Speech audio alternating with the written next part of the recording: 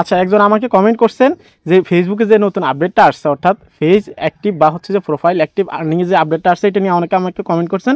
তার মধ্যে একজন আমাকে কমেন্ট করছেন, উনি আমাকে বলছেন, ভাই আপনার মনে হয় আরেকটু ধারণা নেওয়া উচিত ছিল, যাদের স্টার সেট বা অন্য কোনো সেট না থাকে তাহলে এরকম সাদা কালো আসবে। এটা ফেসবুকের নতুন আপডেট, কোনো সেট চালু হলে রঙিন হয়ে যাবে, সো মানুষকে বিভ্রান্ত করবেন না, ধন্যবাদ। তো আমি আপনাদেরকে এখন প্রমাণ সহকারে দেখাবো যে যে কোনো পেজে যদি মনিটাইজেশন টুলস এনাবেল করা না থাকে বা কোনো মনিটাইজেশন টুলস এনাবেল করা না থাকার পরেও এই মনিটাইজেশনের যে আপডেটটা আছে এটাতে গ্রিন টিক থাকবে কিনা বা ইনকামের যে সেকশন আছে সেখানে এই অপশনটা শো করবে কিনা। আমি যদি আপনাদেরকে দেখি, আপনারা মোবাইল স্ক্রিন দিকে লক্ষ্য করুন, ঠিক আছে? তো মোবাইল স্ক্রিনের দিকে লক্ষ্য করুন, আমি সরাসরি প্রথমত আপনাদেরকে দেখিয়ে দিচ্ছি ফেসবুক পেজ থেকে। দেখতে পাচ্ছেন এটা কোনো স্ক্রিনশট না, ওকে?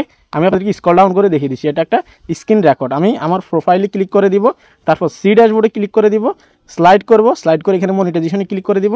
মনিটাইজেশনে ক্লিক করার পর দেখতে পাচ্ছেন এখানে কোনো মনিটাইজেশন টুলস এনাবেল করা নেই। দেখতে পাচ্ছেন এখানে নট ইট ইলিজিবল, অর্থাৎ এখানে কোনো একটা টুলস মনিটাইজেশন এখানে এনাবেল করা নেই। Stars lock, ads on reels, bonus, instream ads, subscription সবগুলো কিন্তু লক করা আছে, অর্থাৎ এই ফেজে কোনো ধরনের কোনো মনিটাইজেশন অন করা নেই বা কোনো ধরনের কোনো মনিটাইজেশন এখানে এনাবেল করা নেই বা সেট আপ করা নেই। এখন আমি যদি আপনাদেরকে দেখাই যে এখানে যে গ্রিন টিকটা আসছে এই ফেজে আছে কিনা, আমি সি ড্যাশবোর্ডে ক্লিক করে দিব, তারপর আমি একটু স্ক্রল ডাউন করব, ঠিক আছে? স্ক্রল ডাউন করার পর ফেজ রেকমেন্ডেশনে ক্লিক করব, ফেজ রেকমেন্ডেশন ওকে আছে, তারপর আমি মনিটাইজেশনে ক্লিক করে দিব।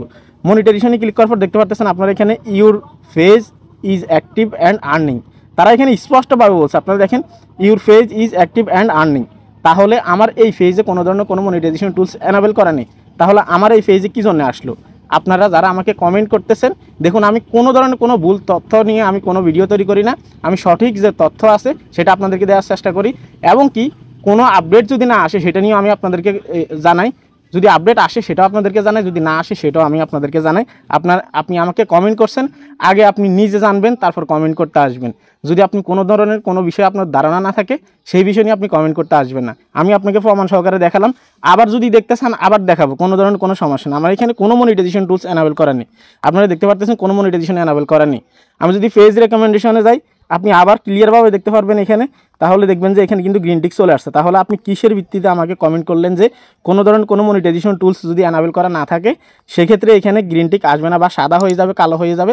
তাহলে আমার এই পেজে তো মনিটাইজেশন নেই, এখানে কেন কালো নেই বা সাদা কালার নেই, বা এখানে কেন লেখা আসতেছে না you are not eligible to monetise earning, বা হচ্ছে যে নতুন আপডেটে তারা নট এলিজিবল দেখাচ্ছে, এখানে তো ওইরকম অপশন নেই, এই পেজে তো কোনো মনিটাইজেশন নেই।